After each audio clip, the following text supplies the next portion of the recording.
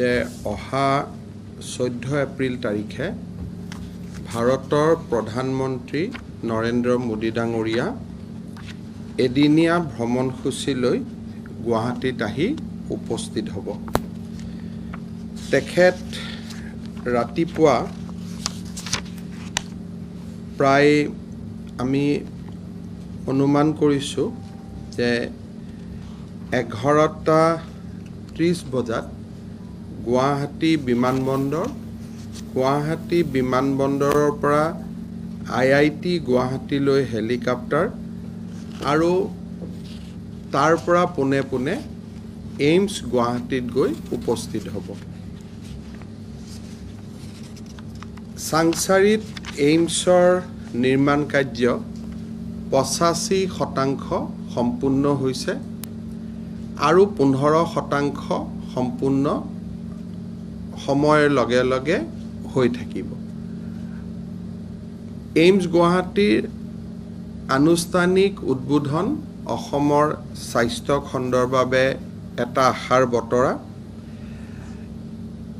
এই এইমছ গুৱাহাটীখন ভাৰত চৰকাৰে নিৰ্মাণ কৰি উলিয়াইছিলে আৰু প্ৰায় 1123 কোটি টকা এইমছ গুৱাহাটী নিৰ্মাণৰ বাবে ব্যয় কৰা হৈছিল।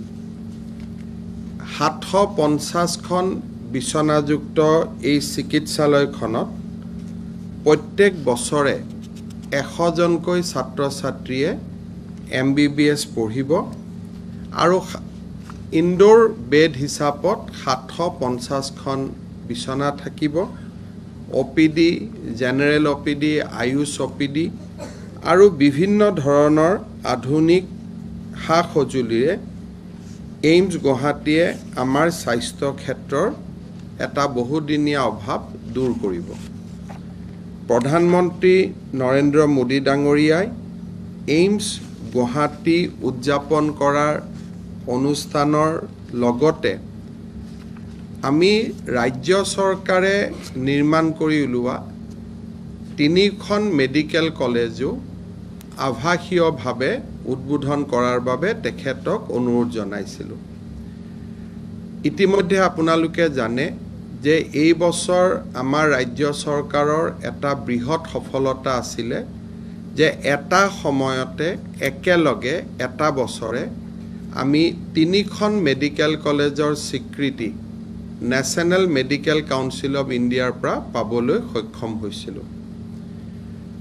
নলবাৰী মেডিকেল কলেজ 615 কোটি টকা ব্যয়েৰে, নগাঁও মেডিকেল কলেজ 560 কোটি টকা ব্যয়েৰে আৰু কোকৰাঝাৰ মেডিকেল কলেজ 535 কোটি টকা ব্যয়েৰে সম্পূৰ্ণ হৈ উঠিছে। এই 3খন মেডিকেল কলেজ প্ৰধানমন্ত্ৰী ডাঙৰীয়াই এইমছ চৌহদৰ পৰাই আভাসীয়ভাৱে উদ্বোধন কৰিব। নগাঁও, কোকৰাঝাৰ আৰু নলবাৰীতো একোখনকৈ সভা অনুষ্ঠিত হ'ব আৰু প্ৰধানমন্ত্ৰী মহোদয়ৰ সম্বোধন সেই 3 স্থানতে নগাঁও, কোকৰাঝাৰ আৰু নলবাৰীৰ ৰাইজে উপভোগ কৰিব। উল্লেখ থাকে যে এই 3খন মেডিকেল কলেজ 500খন বিচনাযুক্ত, 100টাকৈ MBBS চিট আৰু এই বছৰ এই 300 মেডিকেল চিটৰ সংযোজন আমাৰ ৰাজ্যৰ স্বাস্থ্য শিক্ষা ক্ষেত্ৰখনত এটা আশাৰ বতৰা হৈ ৰৈ যাব। মেডিকেল কলেজৰ এইমছ গুৱাহাটী আৰু 3খন মেডিকেল কলেজৰ শুভ উদ্বোধনৰ লগে লগে প্ৰধানমন্ত্ৰী মোদী ডাঙৰীয়াই আন এক জনকল্যাণমুখী কাৰ্যসূচী এইমছ গুৱাহাটীৰ প্ৰায় হাতত ল'ব। আপোনালোকে অৱগত যে আমাৰ বাজেট বক্তৃতাত এইবাৰ অসমৰ ৰেচন কাৰ্ড থকা প্ৰতিটো পৰিয়ালকে আমি 5 লাখ টকাৰ বাৰ্ষিক স্বাস্থ্য সেৱাৰ এটা সুবিধা প্ৰদান কৰাৰ বাবে উল্লেখ কৰিছিলোঁ। এই আঁচনিটো হ'ল প্ৰধানমন্ত্ৰীৰ আয়ুষ্মান ভাৰত আৰু মুখ্যমন্ত্ৰীৰ আয়ুষ্মান অসমৰ এটা সংযোজন।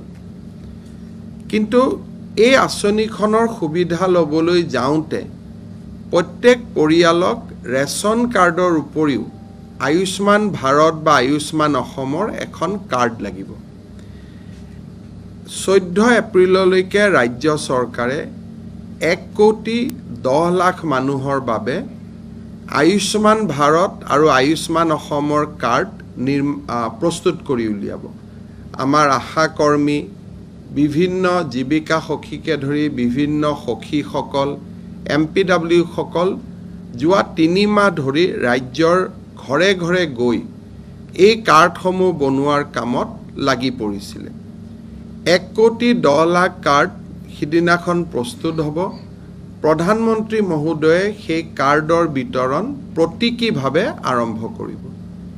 10 মে'ত এই চৰকাৰখনৰ 2 বছৰ হোৱাৰ দিনাখনৰ পৰাই আঁচনিখন ৰাজ্যত কাৰ্যক্ষম হ'ব। আয়ুষ্মান ভাৰত কাৰ্যক্ষম হৈ আছে 27 লাখ পৰিয়ালৰ বাবে। বাকী পৰিয়ালৰ বাবে আয়ুষ্মান অসম 10 মে'ত আৰম্ভ হ'ব।